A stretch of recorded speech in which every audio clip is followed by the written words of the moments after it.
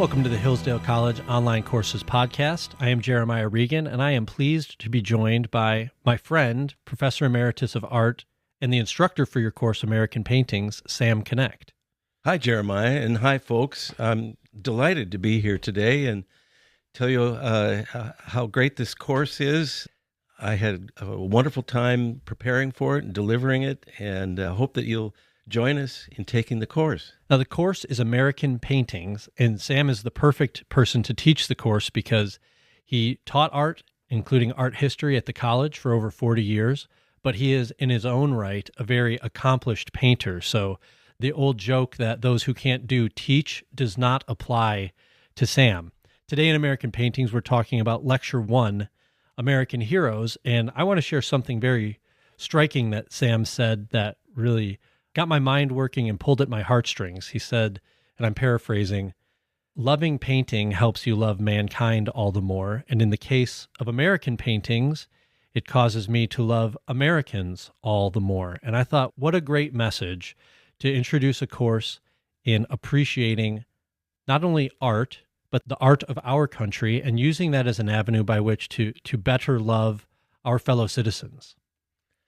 Yeah, thank you, Jeremiah. The course really is a gateway to the splendor and the breadth of American painting. And Jeremiah said, I totally believe that it makes you become a better citizen, a better person, to study American paintings, to see how Americans have behaved and what they've believed in and expressed over the centuries.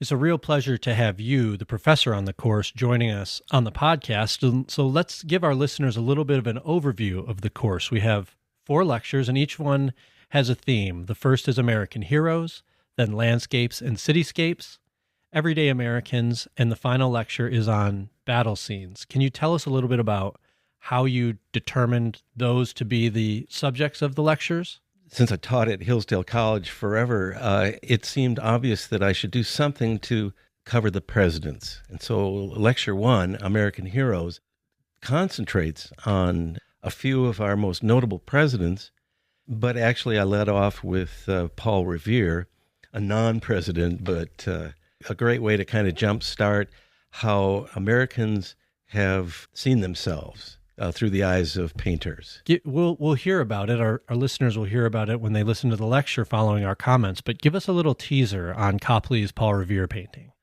Well, it was great fun to dig back into it. I was highly familiar with it. It's in the Museum of Fine Arts, Boston, and Boston was really Copley's turf up through the first couple of years of the Revolution. I hate to confess it, but he skipped the country to go to Britain in what he felt might be better opportunities. But anyway, while he was in Boston as an aspiring artist, he did portraits of loyalists as well as patriots. And of course, you know which side Paul Revere was on. Sure. This is it's a portrait that shows Revere not like a gentleman with a suit coat and a waistcoat and all the trappings of aristocracy. No, it shows Paul Revere in shirt sleeves, sitting at a counter with the tools of his trade scattered before him, and one of his hands holding a silver teapot as he gets ready to engrave it. Not everyone realizes that Paul Revere was an artisan. He was a craftsman making silver objects. So we see a man at work who has also an appreciation for beauty and for record keeping. Well, true, absolutely true. And our listeners may know something about Paul Revere's engraving illustrating the Boston Massacre. But in this portrait, Revere's holding a silver teapot, getting ready to engrave an inscription upon it. And he was a beautiful calligrapher with an engraver's stylus. But more to the point, this is a portrait where he looks you straight in the eye and he makes eye contact with you. I am given to imagining that Revere hung this in the showroom of his shop, so that as you walk through the door, you might think, oh, there's the man himself. And in a way, a kind of advertising. Here I am. This is what I do, and the highest quality. And he could still have people coming into his silver shop to this day, looking at this beautiful painting. Sam, what do these paintings of statesmen and other heroes, presidents, generals, important figures in American life, what does the painter tell us? What are they teaching us about those men through their work? Well, I feel the impetus behind doing a presidential portrait in the first place is one of patriotism, of loyalty to the American experience. It becomes a kind of a twofold objective, as I see it. The portraitist must portray the man, and he must portray the office. So there is content here, symbolism. Where is this individual in the historical scheme? What is their legacy? What they should be remembered for? But at the same time, that might cause an artist to go kind of lofty, classical, heroic, and so on. The portraitist is also intent upon proving this is what this person looked like. This person has flesh and blood. So to mix the symbolic overtures with the factual of a likeness, that's an interesting challenge. And the ones we selected for the course, I think, do a really fine job of balancing those twin objectives. Accuracy and honesty with a little bit of artistic license to express the spirit of the man in the country. Right. Kind of suggestive of a narrative. This is what happened during my presidency. Outstanding. Because this course covers paintings, it's a visual medium, we have produced a book for you.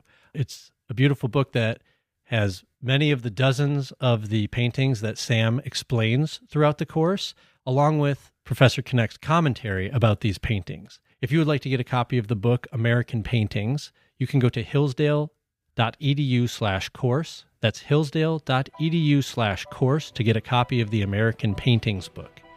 Now we'll turn to Professor Knecht's lecture, Lecture 1 of American Paintings, American Heroes.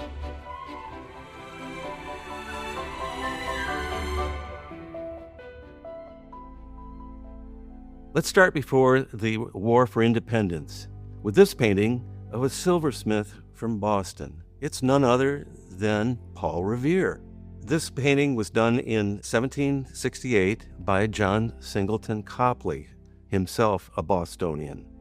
This is a painting done masterfully with great attention to all surfaces, hair, skin, cloth, even a silver teapot, and a shiny reflective countertop beneath the subject.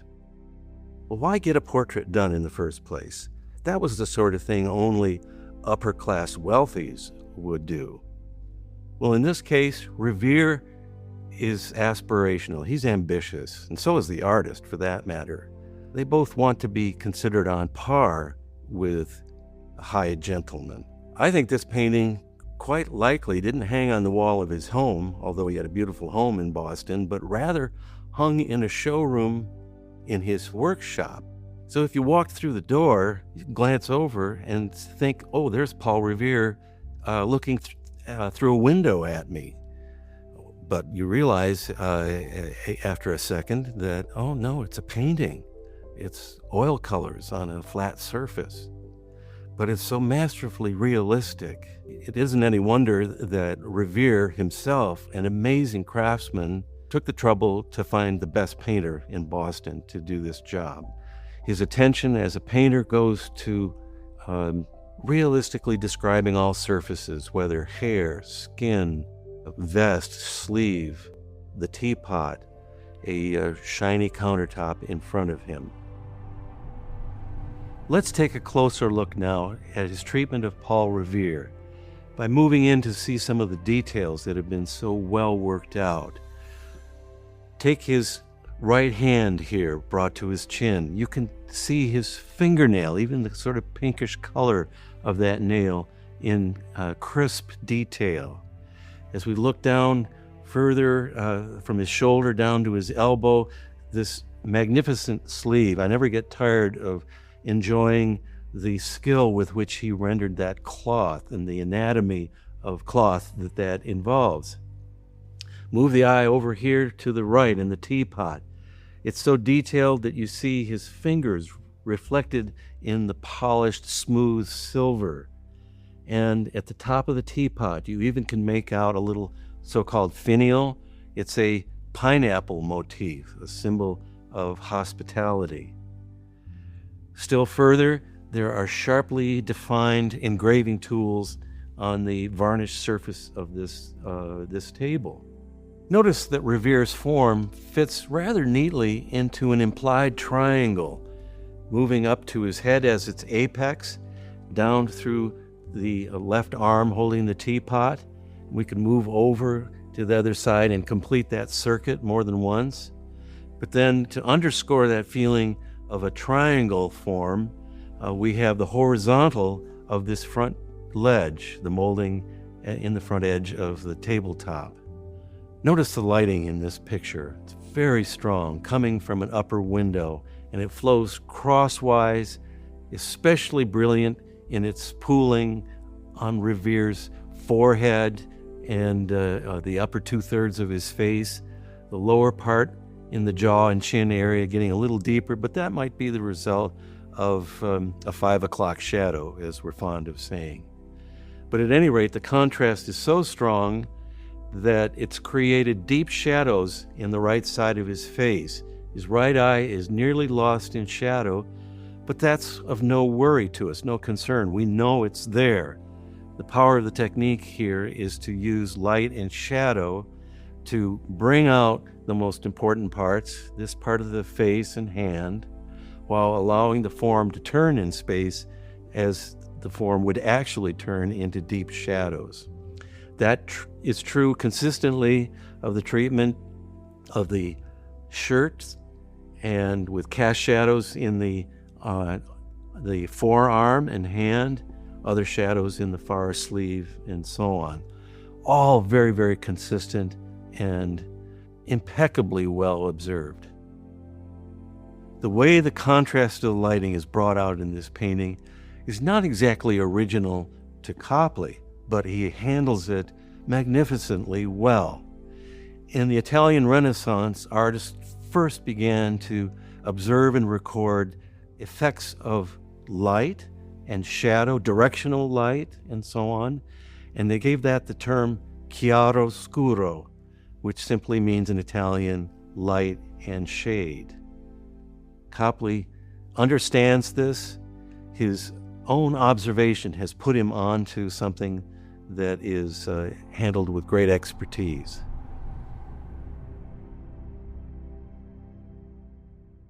This next painting was done during the Revolutionary War. Here we have Washington at Princeton, painted in 1779 by Charles Willson Peale. This was painted 2 years after Washington and his army defeated the British in battles at Trenton and Princeton. This was a much-needed morale boost for the Continental Army after they had been disastrously embarrassed by defeats in the New York area. The battle at Princeton was something that could have gone either way were it not for George Washington getting on horseback and rallying his troops when they started to retreat. He waved at them and yelled that they should turn and fight, and indeed they did, and they won the day. The Executive Council of Philadelphia asked Charles Willson Peale to do Washington's portrait to honor him for that success.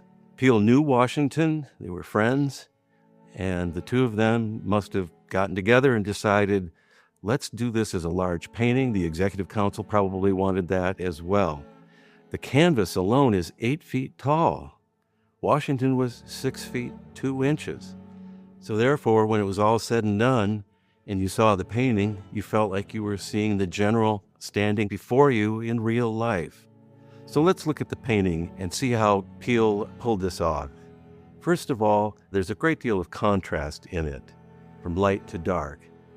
As a savvy portraitist, Peale knew that you make the head of your subject and the neck region as well the brightest notes in the whole painting. Everything else has to be toned down, sky and so on. There is color in the painting because Washington has, of course, his dark general's coat on, but it's trimmed in gold brocade. And he also has a blue sash draped across his midsection. That signifies his rank as commander-in-chief.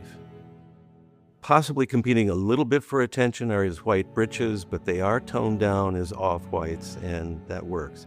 But now I want you to study Washington's standing pose with me. In the Army, we all know about the pose of attention. Well, when painters and sculptors deal with a standing pose, they don't want the figure to be stiff and vertically straight. They want a relaxed pose. And so over the centuries, artists have come up with what's called a contrapposto pose.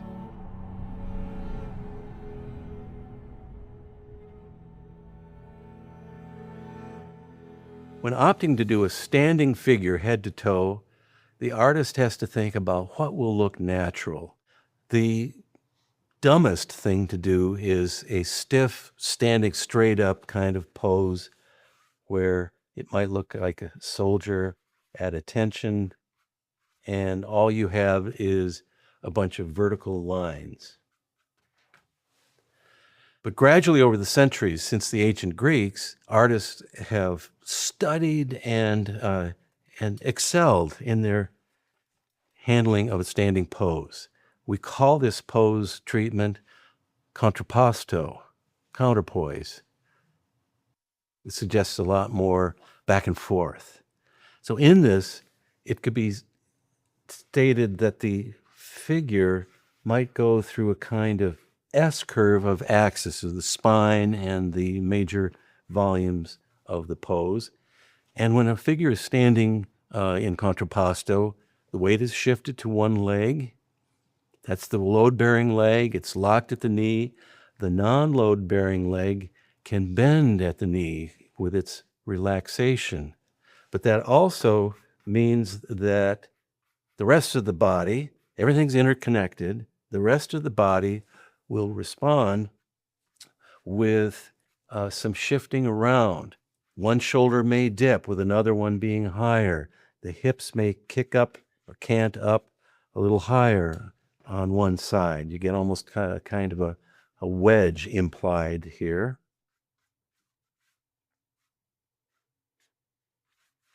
Okay. Here's the load-bearing leg. I'm going to show it a little more straight, but there's a little taper as we come toward the feet. And how about giving the figure a head? And part of the contrapposto handling takes into account that the head can turn one way or another. So then you tell your model how much to rotate the head. Do you want to make eye contact or have the head move off in another direction?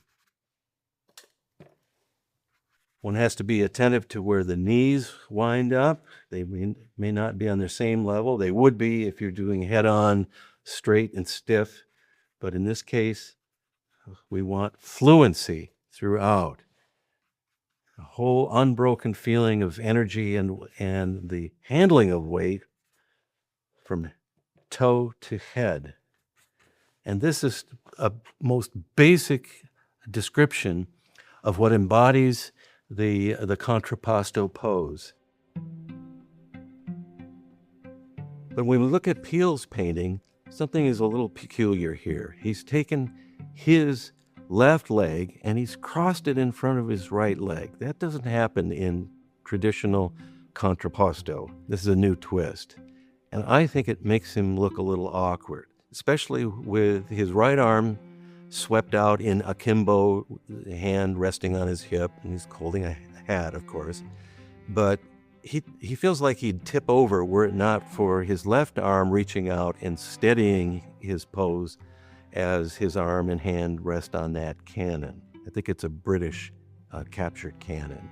Elsewhere, as we scan the picture off to our left, we see a kind of a gray view, some captured British prisoners at about eye level, and then on the horizon, the main campus building of Princeton Hall.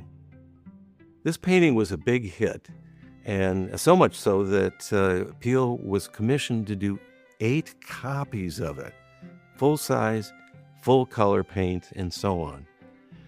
That might seem a little peculiar to us today when we can just take a photograph and run off multiple copies. But back then, there was no color printing, no photographic processes for that matter. So if you had enough money and patriotism, you'd pay Peale to do a copy.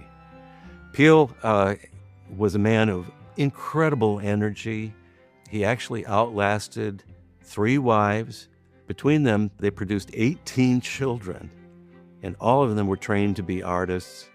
Peale made sure that in one of his last sittings later on with Washington, that he took the kids with him with their sketchbooks so that as they launched their careers, they could each say that they had drawn George Washington from life, a great marketing boost. We now have George Washington again in the Athenaeum portrait, done in 1796 by Gilbert Stuart. Well, right off, we have to recognize it's unfinished. Why was it left unfinished? The reason might be this. It started with Martha Washington wanting a portrait of George and herself, probably to hang in Mount Vernon. They get Gilbert Stuart to come and start the project, and on a medium-sized canvas, he goes to work depicting George. It could be surmised that Stuart felt that this was so successful, so true to life in this portrait study, that he wanted to keep it for himself. He wanted to take it home and use it for a future painting that he was commissioned to do that would be a life-size George Washington. Anyway, he never delivered the painting to Martha. It stayed in its possession until his death. As you have guessed by now, this has become the image of George that is the basis of the $1 bill. As the years went forward, Stuart made many copies of this small canvas, just head and shoulders versions, the kind of thing that we call a bust-length portrait. Seems as though every time he ran short on cash, he'd pump out another copy of the Washington portrait, maybe just finish it a little more, change the background, and so on. He came to call these his $500 bills, about the Athenaeum word that I spoke in the title. Athenaeum refers to a museum/library/culture center in Boston where the painting wound up. So because there are so many portraits of Washington over the years, each one tends to carry a little tag for identification. Well, why is this a good painting? Well, Stuart was a painter who worked fluently and fairly fast, and he had a great ability to sum up skin complexion. Notice the rosiness in George's cheeks and even in his nose. Is this the result of riding a lot on horseback, or was he reportedly a great lover of port wine? Now notice the set of George's mouth. It seems a little tight-lipped, a little tense.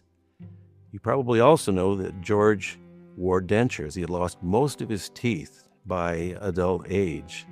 His dentures, one after the other, tended to be a little uncomfortable and loose-fitting. That might explain some of the sort of frozen look in George's face as we look at it. But overall, the skin feels very pliable, very lifelike.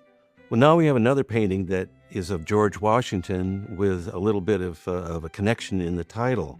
This is George Washington, the Lansdowne portrait.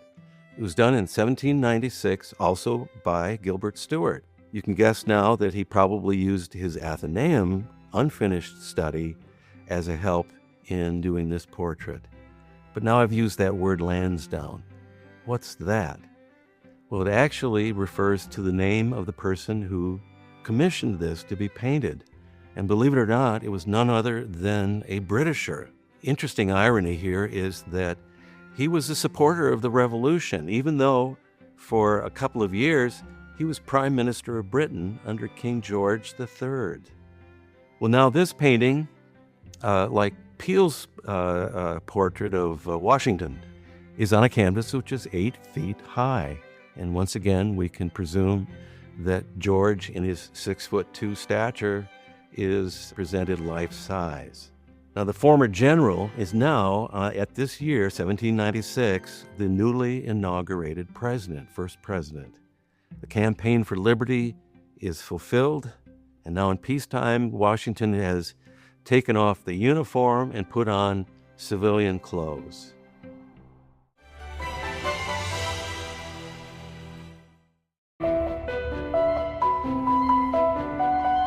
Hello, this is Jeremiah Regan, and I have some great news. We've brought Hillsdale's incredibly popular free online courses to the Hillsdale College Podcast Network. The Hillsdale College Online Courses Podcast brings you our online courses in their entirety, with courses ranging from ancient history and biblical epics to foundational political principles and the future of American citizenship. Follow the Hillsdale College Online Courses Podcast to hear new episodes every week with additional commentary and insights from our team. Go to podcast.hillsdale.edu to learn more. That's podcast.hillsdale.edu.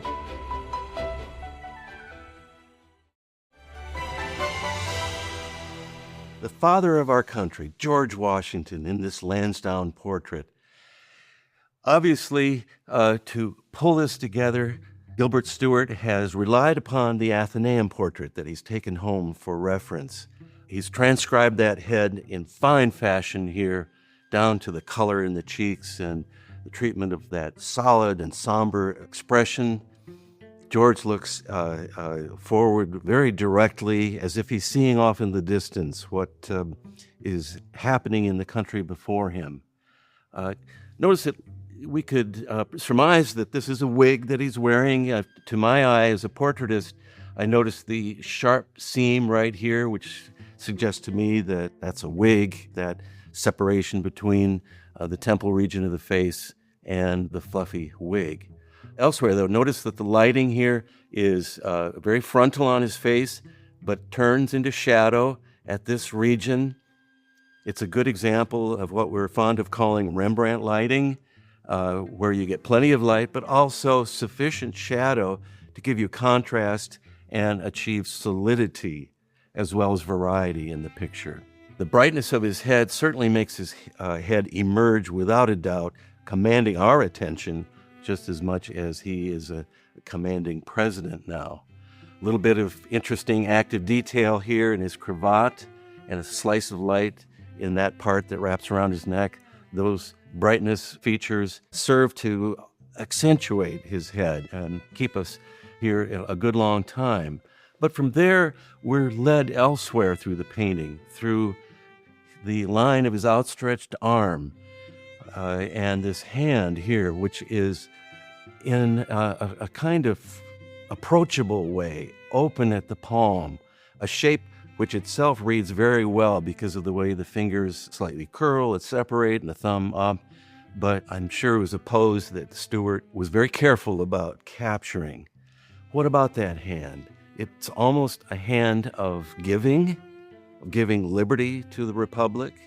The whole pose here of the outstretched arm and hand is a device borrowed from, of all things, ancient Roman sculpture, existing statues that the artist might have been familiar with during his travels in Europe.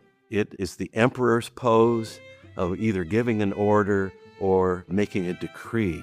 So taking the two hands together, we can be reminded of a familiar subject in Christian art, the Last Judgment, in which Christ redeems the saved with his right hand, the righteous hand, while damning sinners to hell with his left hand. Stuart, who was well aware of the traditions of art, could very likely have had that sort of thing on his mind. Well, this device that starts us moving around the rest of the canvas takes us over to this quill set into an inkwell. The quill might be a handy reminder of the documents that have gone into the creation of the nation, the Declaration, of course, and the Constitution, which George himself prominently signed. The inkwell beneath it, on close examination, looks like there's a ship on it. We're meant to understand that this is Noah's Ark. How important is that? Well, it's as if it symbolizes how George and the country have brought themselves through a storm the way Noah had taken his family. They've come out the other side after that terrible tumult of a flood and storm and are entering a bright new future. Continuing across this desk here, some documents rolled up, fairly obvious in their importance. We see a table leg whose top is adorned by carved gilded eagles.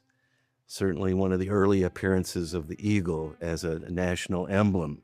Beneath that, the table leg, the long straight parts, represent a bundle of, look like pipes or dowel rods to our eyes. These actually are another borrowing from Roman prototypes. The Romans had a symbol like that called the fasces. And the fasces got across the idea that a single rod is like a single man who can be defeated because of his isolation. But when you get an army of them bound together with a concerted mission, they cannot be broken, they cannot be defeated. So a handy symbol of strength. Now, speaking of strength, let's turn to George's left hand. It is poised over the hilt of a sword, sheathed. Of course, he's in civilian garb, so he's not swinging a sword around, but that's a subtle reminder that he's commander-in-chief. Something Stuart does here that is a borrowing from European prototype paintings is an enormous swath of crimson fabric. As that sweeps away, and it does happen to create a line that brings us over to George, while in its breadth, along with the column, it serves to frame his head with very deep tones. Now here we get a glimpse of a blue sky, a very hopeful, clearing sky. Few little clouds remain, and then the beginning of a rainbow.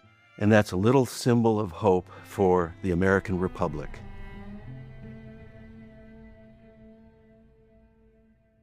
I like now to contrast Stuart's Lansdowne portrait of George Washington to the other George, his adversary, King George III, in a painting that was done a few years before, in time for George III's coronation. When you see that painting, you see that young George III is awash in a sea of ermine furs, in gold brocade fabric, and more. And his hand is on his hip, akimbo, and he leans in the other direction from that arm in such a way that he seems as though he's swaggering. This is a painting which is pretentious, to our eyes at least, and the sort of thing that Stuart might have been aware of because he had studied in London, but now he, with his own taste and that of his new countrymen in the United States, wants to serve a more sober and dignified, less aristocratic look to his painting. Now, like Peale made many copies of the Princeton portrait, Stuart also found himself in demand to produce copies of this one. About 7 more copies ensued from his studio, and one of those wound up being hung in the White House. And it escaped destruction, thank goodness, in the War of 1812. This was when Madison was in office and the British were setting foot on American soil, sailing up the Potomac River with Washington, D.C. as their target. The government saw them coming, and it was none other than Dolly Madison, the First Lady herself, and her staff, who took the painting, very, very heavy and large, to safety in a secret location in Washington. And the British came in and they set fire to the White House and the Capitol as well. And later on, the White House reconstructed, especially with its interior, and the painting was rehung. I can only hope that Americans today would value works of art like this as much did Dolly Madison. Let's examine a fine portrait done of President Andrew Jackson, done by Thomas Sully in 1845. Now, following the trends in painting that were current at this time, Sully depicts Jackson in a manner that's both heroic and romantic. If you feel this painting looks dashing and glamorous, I'd have to agree. But I've learned that it was a posthumous portrait done the same year that Jackson died at age 78. There's a Matthew Brady photograph taken of Jackson that same year, and when you see it, you see that his face is lined deeply with creases of age. He looks almost decrepit. The portrait has glossed over any of those defects of aging that the artist must have seen. Like many portraitists, he understands that his job is to make the subject look better than they are, but make them look like they think they look. Jackson, a controversial president, to be sure, both glorious and inglorious in his history. Let's take a breath and look a little more closely at this painting. One thing I think that stands out to our eyes is his hairstyle. He has sweeping locks. Even the photographs show he had a full head of hair in his final years. But the artist has treated them as well-coiffured locks which sweep in arcs and elegant S-curves, and one even trails over the top of his forehead. It looks quite manipulated in a way. But those S-curves in the design also harmonize with the big arcs and curves of that high collar of his coat, which is reminiscent of a general's coat from that time. Let's see that the painting was unfinished. I have to wonder if Sully was self-consciously patterning this painting after the unfinished portrait that Stuart had done of George Washington.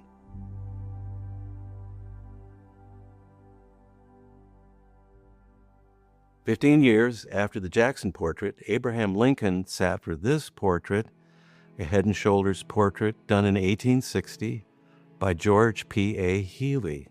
The famous beard has not yet sprouted. Lincoln's astonishing rise from backwoods lawyer to presidential nominee had generated enthusiasm for his likenesses, and in particular, this portrait was commissioned by a Chicago businessman.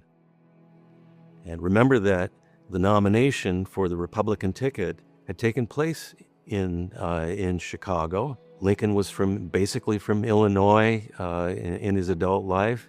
There was a measure of Chicago and Illinois pride bound up in this portrait. This is a manly portrait, and it's interesting to put it up against Matthew Brady photograph at the same time, which shows Lincoln looking a little gaunt and wary looking, his hair a little messed up.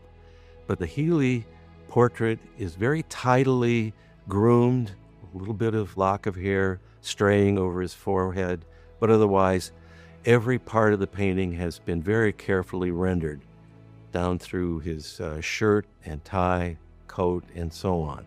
This is a head that's turned in what we call a three-quarter view. The head is turned somewhat to the side. You can still see both eyes. You see a strong projection of the nose, and it's very sculptural in the modeling of the face with strong lighting that causes form sculpting shadows around his cheekbones and in his jawline. And it's a very sober painting and very solid, and makes us remember the nickname Honest Abe.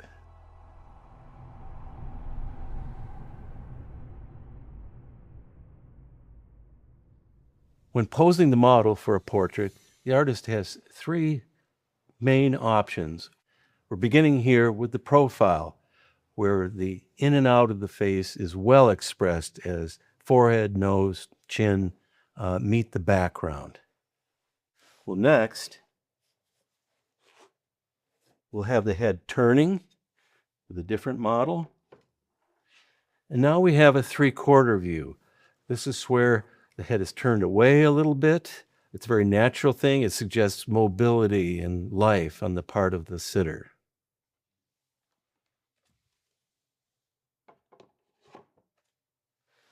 The last pose in the options is the frontal pose. That's where the symmetry of the face is best expressed, left half matching the right half.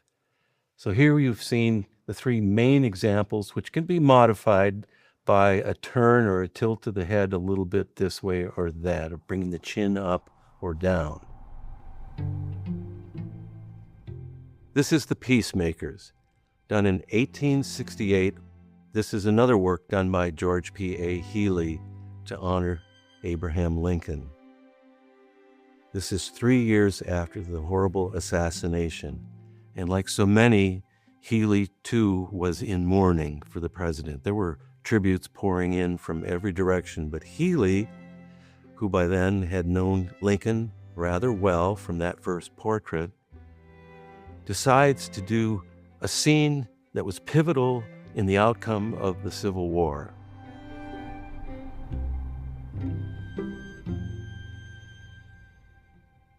Let's take a closer look at Healy's The Peacemakers, starting with Lincoln, who leans forward in his chair, intently listening to what Sherman has to say.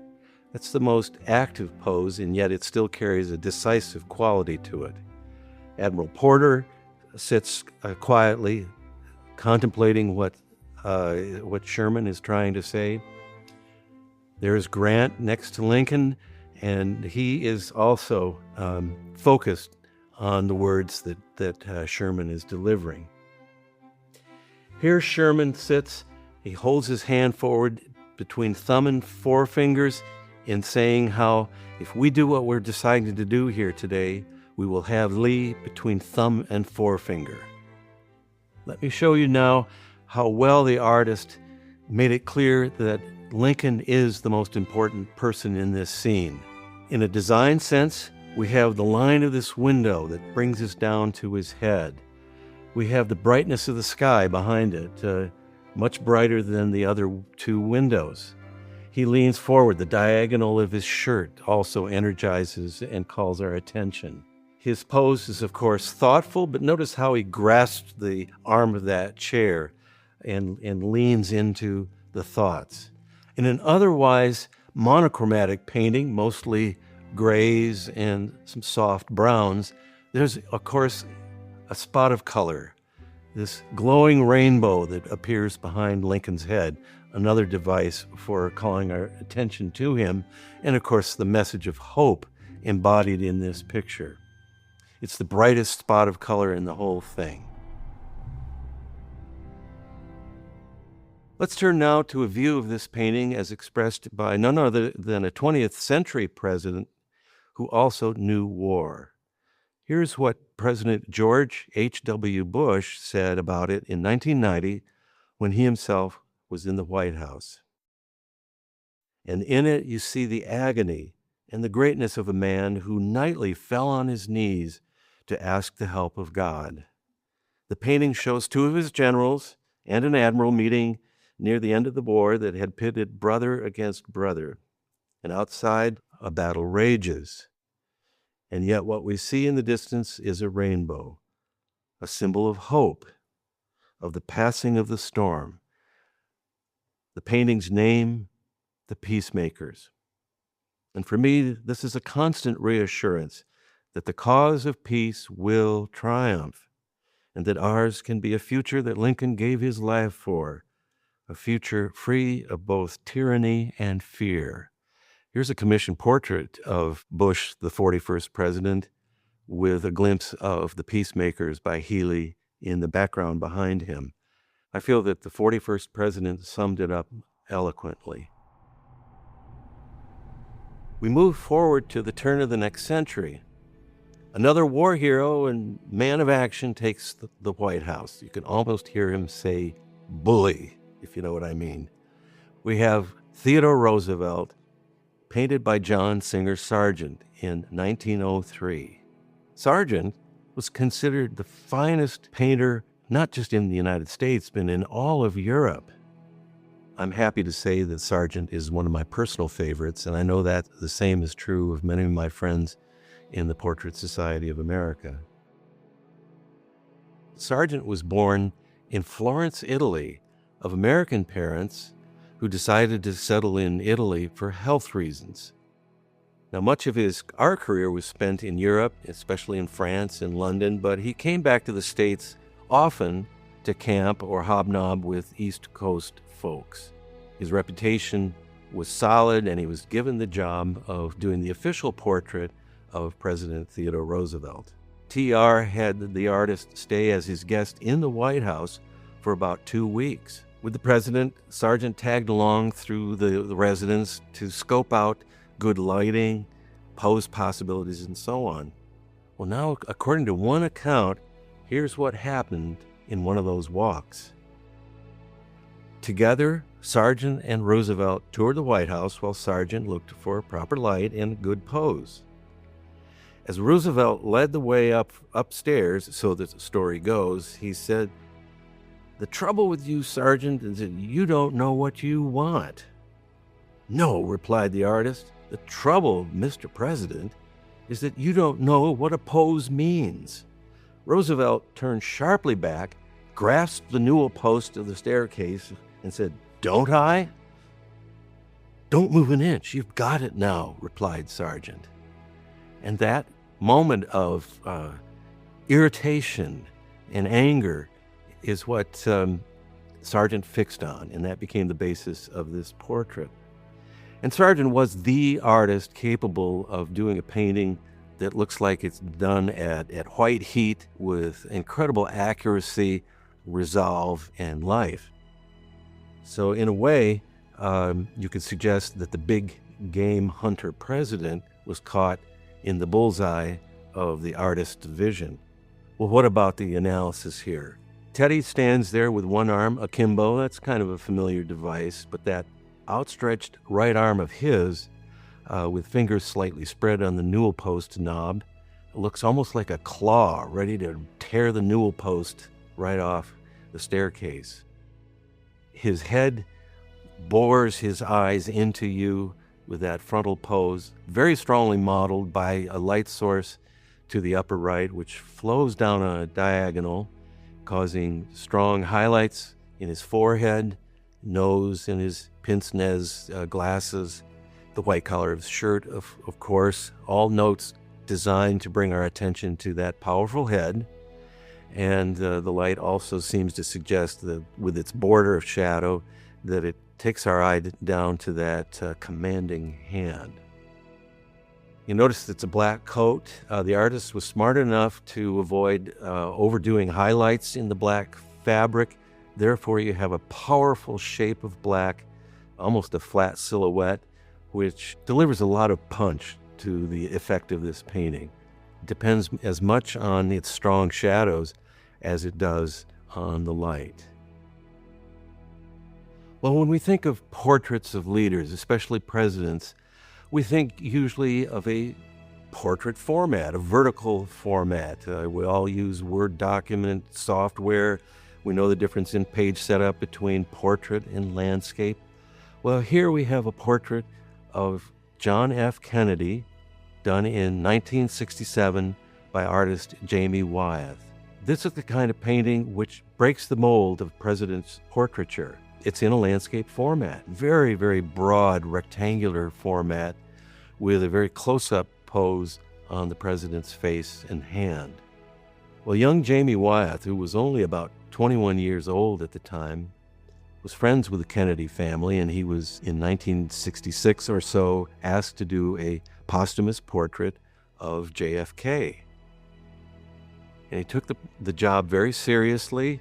Spent a long time doing pre-studies. He hobnobbed with the Kennedy brothers, Bobby and Teddy, did sketches of them. He immersed himself in the Kennedy lives. And he also watched Zapruder tapes of the assassination.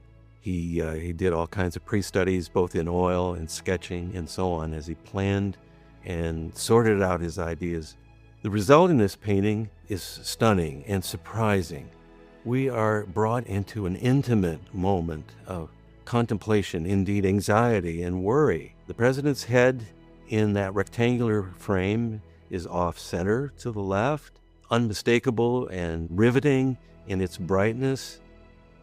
His right hand is brought up to not to rest on his chin the way Revere was shown by Copley, but in this case, Jamie knew that Jack Kennedy was in the habit of tapping his front teeth with his index finger when distracted. And so he's captured that unusual moment and pose. Now the president is shown looking toward us, but his eyes look past us to the left, as if fixed on some unseen problem, some worry, most possibly shame and anxiety over the disastrous Bay of Pigs failed invasion of Cuba that had happened early in his presidency. I think the problems are more difficult than I had imagined they were. Well, what else here? Look at the way his dark jacket is shown. Again, like the Sergeant Teddy Roosevelt, the jacket is subdued. It creates a strong abstract shape, almost like a mountain peak, that counterbalances the left bias position of Kennedy's head. Beyond all of this, surrounding his head and his shoulders, is this background, very plain, but a little bit of movement and texture, almost resonating with a feeling of emotion. You notice that gleam on his forehead. It's almost as though there's a little perspiration noticed here in the forehead and cheekbone. So again, this is totally unglamorous. It is not a public face. It's a private moment. And we understand that when the painting was done and presented to the Kennedys, that Bobby flatly rejected it. I think in retrospect, Bobby must have been overly bothered and in mourning in a depiction of his brother shown vulnerable and not completely in command. But it's a painting that I find personally to be memorable, powerful, full of its own measure of gravitas. Others agree. Jamie's painting of Jack Kennedy has been put into the permanent collection of the Museum of Fine Arts in Boston, so the public can see it at any opportunity. Moving to recent memory, we now look at a painting of none other than President Ronald Reagan, done by Everett Raymond Kinsler in 1991. Now, Kinsler, as artist, was vibrant and engaging. He was one of the founders of the Portrait Society of America, which happened in about 1998. And he gave tireless service to that organization and to mentoring young artists that were up-and-comers until his death a few years ago. Now, Kinsler's style of working with a client was to do as much as possible the entire portrait from life sittings. Kinsler's reputation was such that he could insist on that approach. I know that oftentimes VIPs will only give an artist maybe an hour or two for a photo session and then send them on their merry way to their studios to copy photographs. But here we have a result which is brimming with action, brimming with life, even though it's a seated pose, and he looks relaxed. Reagan does, of course. Has a winning grin, the sort of facial expression that he was known for. The setting here is the Truman balcony of the White House, with white gleaming columns and pillars framing the head of Reagan, but his face really stands out beautifully against that rich blue sky that completely surrounds his head, but skewed a little bit to one side, looking a little more mobile and relaxed. Notice how his head is off-center, a little bit closer to that right pillar. The architecture serves as a very convenient and sturdy frame for him, but his face especially stands out so beautifully with skin tones and sunlight against the deep blue of a clear sky. Again, here's an artist who knows that to attempt to make the face the brightest note in the painting. The whites of the architecture are toned down a little bit so as not to take away from Reagan's countenance. I think his hands are done well, maybe a little bit on the small side, but any proportional problem like that is far made up for by the vitality of the technique. Everywhere the brush moves with energy, suggesting that the sky is alive. The architecture even has a feeling of a pulse without looking shaky. And it's a painting that I think is so gregarious, so amiable. It almost looks like Reagan has a little bit of a tan, possibly coming from his love of horseback riding.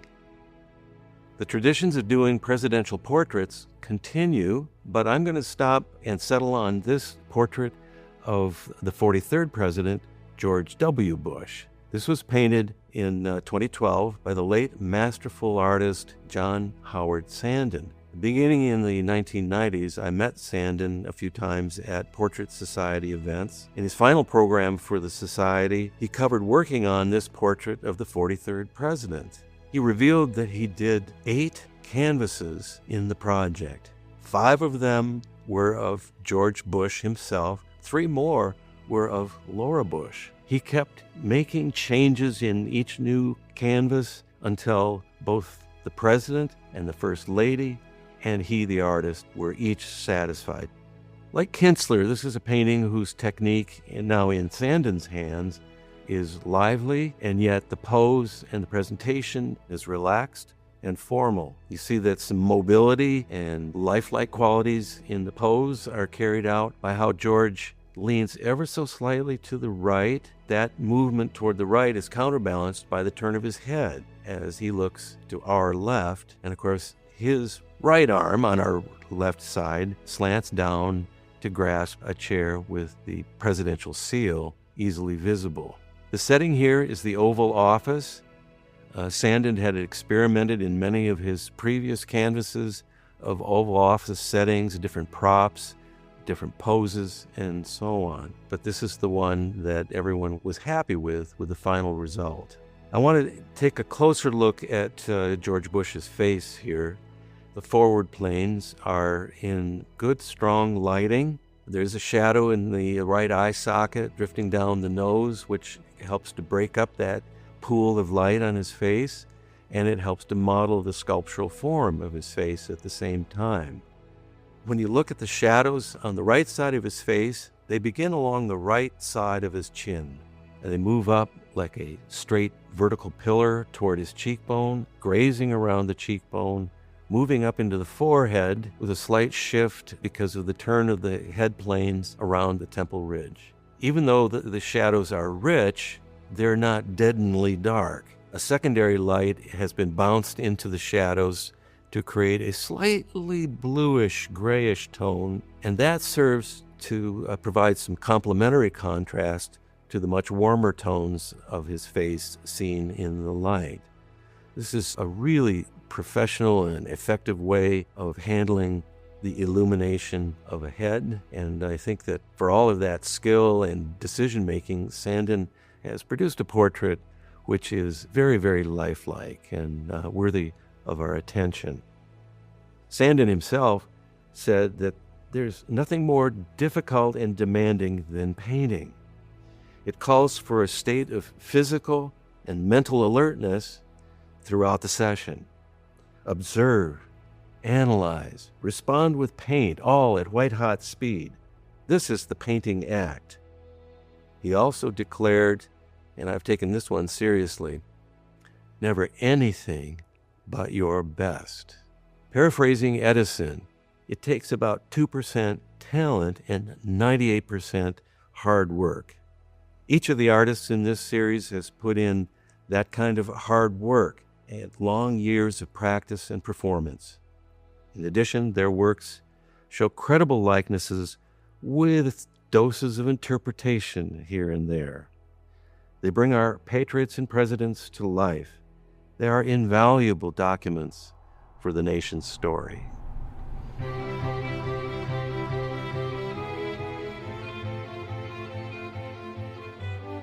Thank you for listening to this episode of the Hillsdale College Online Courses Podcast. If you want to continue learning, please visit hillsdale.edu/course. There, you will find over 40 free online courses including Ancient Christianity, the Genesis story, classic children's literature, and many more. The courses include additional readings, study guides, fully produced videos, and you can chat with your fellow students on a dedicated forum. Upon completing a course, you will also get a certificate. All our courses are free because we believe that what you'll learn will enrich your life and that a virtuous citizen is the best defense for liberty. So pursue the education necessary for freedom and happiness at hillsdale.edu/course today. That's hillsdale.edu/course. Thanks for listening.